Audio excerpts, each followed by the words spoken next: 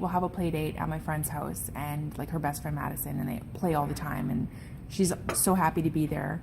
And then when it's about, I'd say 20 minutes before I should get her home for her nap, because they only live 10 minutes away, I start the van and I kind of like pack up the baby bag, and she's playing, and then I get her coat and her boots, and as soon as she sees me grab her boots, she like runs away from me, and she's like, no, no, no, no, no, no, no. And literally, I feel like a serial killer coming after her, because it's like I'm coming to murder her. She just doesn't want anything to do with it. And then when I try to like get her to go, she like flops on the floor and just like stage 5 cries, and I'm the worst person in the world because she's still having fun, but she's tired at this point, and I don't want her to be overtired for her nap. It's like wrestling a wet octopus, it is. right? It like is. It is so brutal. These little people of ours, they're just mini versions of us. So imagine you being at work. Okay. Or maybe, or you're engrossed in a really great conversation with a girlfriend, and Rob came up to you and with your surreptitiously got the car started without your knowledge. And you're right in the middle of a really good conversation with your best friend, and he shows up and he goes, honey, here's your coat, here's your boots, we're going. What would you do? I would be so mad. I can appreciate why you're doing it that way, because you're trying to give Mackinley an opportunity to have the most out of her day with her best friend. Absolutely, right? So without her knowledge, you're getting the car ready so that she can have more time with her friend, and you're getting her coat and her boots organized, everything ready, right, for her, so that she can have more time with Madison. But then it's like this surprise attack. These children of ours, they understand way more than we give them credit. Like they are so smart. So, you know, even when my children were babies, I talked to them like they were adults. Okay. We're about to go to the park. I'm going to put your pajamas on, not your pajamas, but I'm going to put your clothes on, and I would talk to them like so that they were aware of what was going to happen next. Okay. So there was no surprises. Okay. So it's kind of like when you go see your gynecologist, and they're like, hey, now you're going to feel this, and you're going to do that. Right? Exactly.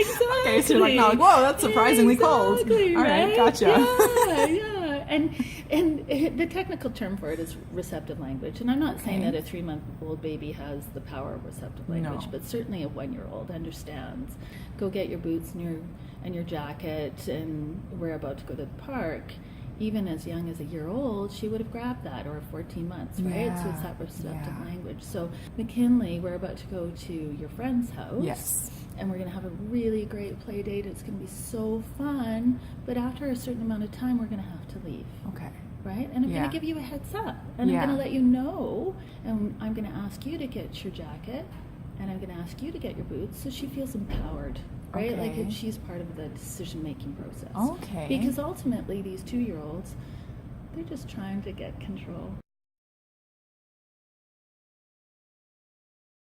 I really believe in this lead time. Like, I liked when I saw parents going, okay, 5 more minutes, we're going to go.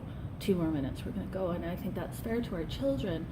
But how do you let them know what 5 minutes is? Like this concept of time. Mm-hmm. And back in my day, I'm dating myself because my kids are now 10 and 8.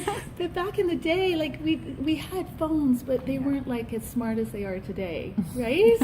If there was a timing device on my phone, I don't know if it was there, but today I would be definitely using my phone. Okay. I'd be like, okay, kids, when the timer goes off or when this particular song is done, it's time to go. When my kids were small, what I would do is do like, okay, in 10 more minutes, and good old Max, of course, he'd go, no, I don't want to go. And I'd be like, no, you still got 10 minutes. Make it good. Go have fun. Yes. But in 10 minutes, we're going to have to go. And then I'd go, okay, 5 more minutes. And I made sure that I was actually being fair with this time, too. And then in the final step, you talk to my friends and family, they're like, you've got the worst singing voice. My family all says, don't sing. But anyways, I love the song technique, because there's a clear beginning to a song and a clear end to a song. Yes. Especially if it's a song that your children are familiar with. Okay. So I'd say to my children, okay, I'm going to sing a song, and when the song is done, we're going to leave the park. Okay. And then I would ask, which song do you want me to sing, when they were old enough to tell me which one they wanted. And they always would ask for this Johnny D song. But they always picked that one because in their minds it lasted longer than the other ones. Smart, very smart. So there I'd be in this park, this neighborhood park, and I'd be like singing this Johnny D song, and I feel like a total twit, but I put my mummy shield on. That's another favorite parenting strategy of mine, is like, you know, I pretend that it's just you and the kids. It's just me and the kids, and Okay. all the judgment, whether it was good or bad, was just exist. bouncing off, right? He's in the zone, singing the song to my children. I'm sure, like the first couple times, I'd still be dealing with the wet octopus, like dragging the kids Yes. after the song was done. Yes. But with time, practice, and consistency, So, yeah. they start singing along with me, and we would happily, merrily leave the park like Mary Poppins, and I'd be like, yeah, good job, Pat.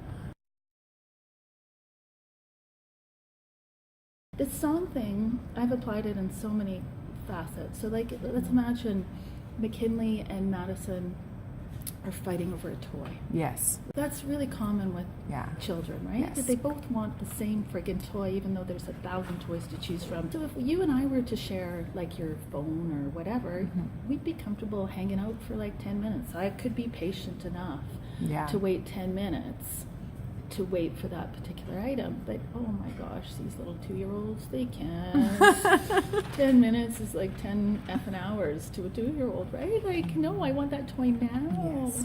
So one of my favorite things to do when my kids were having play dates and they all wanted the same toy, we did the song thing too. So Madison, you get the toy and you get to play with it, and I'm gonna sing the song while you're playing with it, and when the song is done, then it's Mackinley's turn.